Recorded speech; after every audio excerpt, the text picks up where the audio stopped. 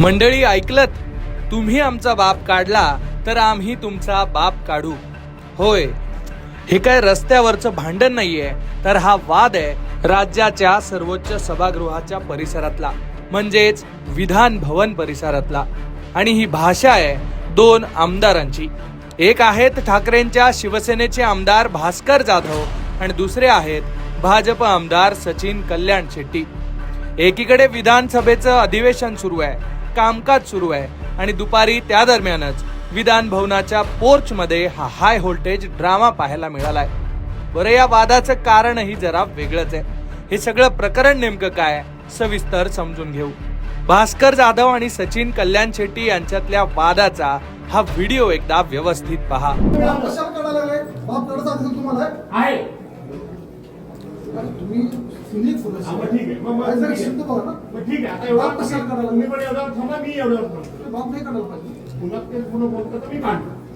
तुम्हाला काय करायचं काढा मला काढायचं काढा. चुकीचं काय केलं तर बरोबर आहे. तुमच्याकडे मला शिकायची गरज नाही.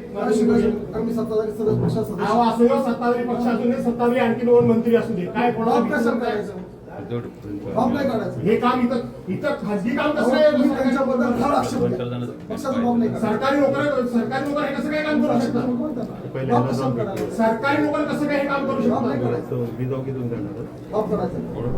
ऐकलत, असा हा सगळा राडा आहे आणि ही आपल्या आमदारांची भाषा आहे. हा वाद नेमका काय? मंडळी, व्हिडिओमध्ये जे दिसतंय त्यावरून भास्कर जाधवांनी रागारागात बाप काढला आणि त्यामुळे सचिन कल्याण शेट्टी भडकलेत असं दिसतंय. पण खरा वाद हा या व्हिडिओच्या आधी घडल्याची माहिती आहे. भाजप आमदार राहुल आवाडे यांची मुलगी सानिका आणि राजेंद्र पाटील यड्रावकर यांचे चिरंजीव अजय यांचा 15 मार्चला विवाह सोहळा आहे. त्याच लग्नाच्या पत्रिका या विधिमंडळाच्या आवारात वाटल्या जात होत्या आणि हेच सगळं भास्कर जाधव यांना खटकल्याचं दिसतंय. भास्कर जाधवांनी भडकून तिथं जहरी टीका केली. जाधवांनी सरकारचा बाप काढल्याचाही आरोप होतोय आणि हाच मुद्दा धरून भाजप आमदार सचिन कल्याण शेट्टीही भडकले. काही हरकत असेल तर तक्रार करा, बाप काढायचा अधिकार तुम्हाला कुणी दिला, असा सवाल करत सचिन कल्याण शेट्टी आक्रमक झालेत आणि त्यांनी भास्कर जाधवांना धारेवर धरलं. तिथेच हा सगळा वाद झाला आणि तो कॅमेऱ्यात रेकॉर्डही झाला. या वादामुळे परिसरात काही काळ एकच गोंधळ झाल्याचंही बघायला मिळालंय. हा सगळा राडा पाहिल्यानंतर सामान्य माणसांचाही पारा चढल्याशिवाय राहणार नाहीये.